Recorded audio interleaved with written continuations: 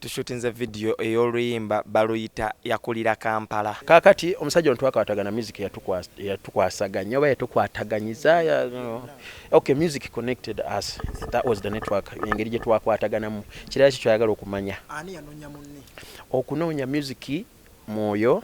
It's the spirit. If you have a vibe, he has a vibe, then you think that this is the right track for this man, this is the right track for this man. So nze siri muyimbi ndi producer nsobola okumanya nti engoma ya jindi eno ngoma ya because as long as we are friends nze nkola mikwano gyange era buli gwe nkola naye ngomanya kyali wange. So tugambe mu bumpimpi njone actually nze nkugambe ndi producer nkolera bakyali bange music gwenze nkola simukola lwakuba nti oli anoonyeza. Actually munoonya nja kubonyabonya nze anoonya abayimbi because abayimbi bali abalina talent ennyingi nga balina okubanga mukwatagana nga ate bakyali bo nga babadde baguluminga nga muli bakyali kuva dda naye na giving a time then amala nakoma nomuga naye wayi ukimanyi wano waliwo ekiyimba kikusaana ekikyo otudde nno ng'oli talented. So that's how we keep up. Kati ebintu bimu bino these are secrets tetusobola kujjayo ebyama byaffe engeri gye tukolamu ebintu bino mpozi nga naawoze ng'oyagala nkuyigirize ebyo byetaaga nga tuli mu counseling room naye ekitugatta era kitegedde kyekyo. So wabaze ne tukola music n'atugatta. So tulaba Uganda okuwandiika buli omu awandiika naye ekikulu kibeera kya composition.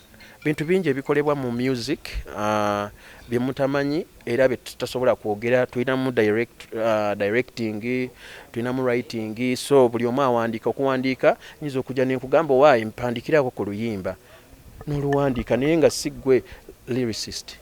Video tujiwadde omukulu bamuyita Simon SPK. Mwana mutoye okay, muvubuka bamuyita Simon SPK kuba bangambye muvubuka. Kati video eyo SPK naye kyali waffe nimbye ekyo kyalina okuddamu kyali waffe goge mazima. SPK kyali waffe actually kyali wange nnyo okukyawa. Nze nga bwondaba I'm happy. Omuntu ava n'agamba nti nno nze we namukyawa yaba alina obukyayi. Let me show you something. Igwe obanga ogamba nti nno ndi mubi kiba kitegeeza kiringa muno mpulira bubi kiba kitegeeza kigambo oba owulira bubi gwe mubi. This is enlightening you. Omuntu yenna akyawa yalina obukyayi. Nze sikyawa no ate nedda yayinza okuba kugamba munaye kuba gwagambye yankyawa kati ekyo simanyi. But for me I know no kuno banantikira kwe kukyawa.